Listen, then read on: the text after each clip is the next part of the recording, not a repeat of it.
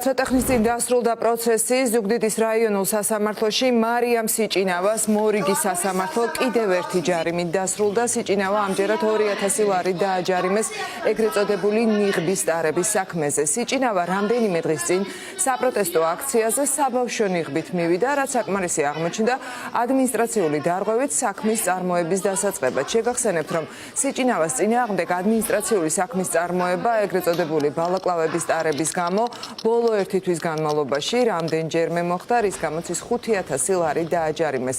სიჭინავა ორჯერ იყო დაკავებული საპროტესტო აქციებზე ჰაერში გასროლილი პიროტექნიკის გამოც. დღეს კი სასამართლო დარბაზში ის პროტესტის ნიშნად ბიძინა ივანიშვილის გამოსახულებიანი ნიღბით მივიდა.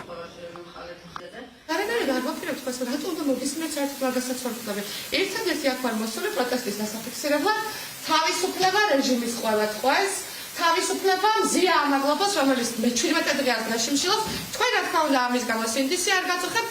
ძალიან დიდი მადლობა ამ ციხთან. თქვენ თვითონ გააგზავნეთ თანამშრომლობა როგორც წარმატებულმა ჯაბაზმა. ნახვამდის. დარბის თუ გეშინიათ ომში რომ მოგიწიოთ წასვლა რა სიზა? არ გიფიქრიათ მაგაზე? როგორ გავუმყარ?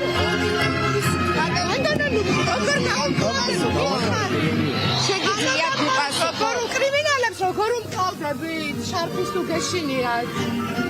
ბატონო, ისმეთ ბატონო, უბრალოდ ჩვენ გვაინტერესებს. კანონი არ დაარღვიოთ, მოგიწოდეთ. რომელი კანონი ბატონო ნიკრე? შეკრებისა და მანიფესტაციის. ახლა შეკრებისა და მანიფესტაციის კანონს არ ღვევ?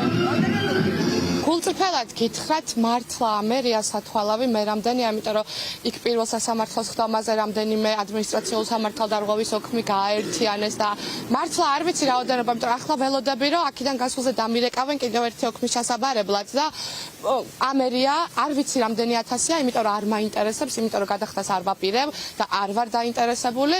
ხო, ჩემი დაუმორჩილებლობა გრძელდება.